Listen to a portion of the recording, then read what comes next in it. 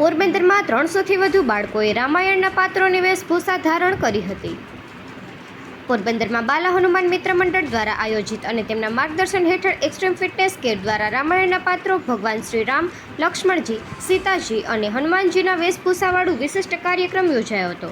આ કાર્યક્રમનો હેતુ માત્ર એ જ હતો કે બાળકો રામાયણના પાત્રો વિશે પરિચિત થાય અને તેમના જીવનમાંથી મળતી શીખને જીવનમાં ઉતારે.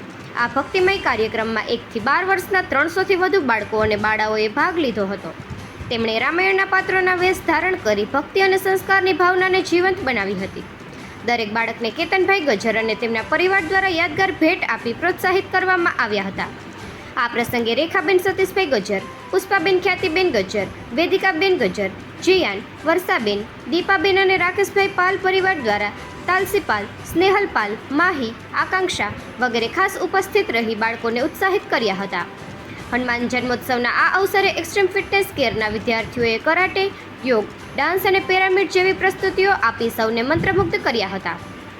આ સમગ્ર કાર્યક્રમનું સંચાલન કેતન કોટિયા અને તેમની ટીમ દ્વારા ભવ્ય રીતે કરવામાં આવ્યું હતું. આ પ્રસંગે બિપિનભાઈ કક્કડે મંચ સંચાલન કરી સેવા આપી હતી, જ્યારે આર્ય સમાજના પ્રમુખ ધનજીભાઈ આર્યએ બાળકોને રામાયણના દિવ્ય પાત્રોના ચિત્રોની પૂજા કરતા ચરિત્રની પૂજા પર વધારે ભાર આપવા જણાવ્યું હતું.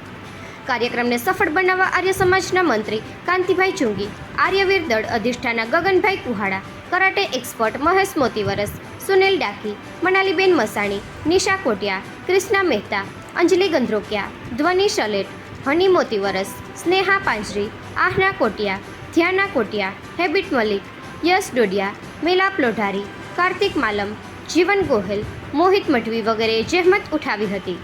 કેતનભાઈ કોટિયાએ જણાવ્યું હતું કે રામાયણના પાત્રોથી ખૂબ જ સુંદર પ્રેરણા મળે છે, જેમાં શ્રી રામ ધર્મ અને સંયમનું પ્રતિબિંબ, લક્ષ્મણ ભાઈ પ્રેમ અને નમ્રતા, માતા સીતા પવિત્રતા અને સંયમ, હનુમાનજી ભક્તિ, સાહસ અને નિષ્ઠાની પ્રેરણા મળે છે. આ કાર્યક્રમથી બાળકોમાં સંસ્કાર અને રામાયણની ઊંડી સમજણ આવી હતી. બાલા હનુમાન મિત્ર મંડળ અને એક્સ્ટ્રીમ ફિટનેસ કેરનું આ યોગદાન સર્વે માટે પ્રેરણા સ્ત્રોત બની રહેશે. નિપુલ પોપટ, પોરબંદર ટાઈમ્સ.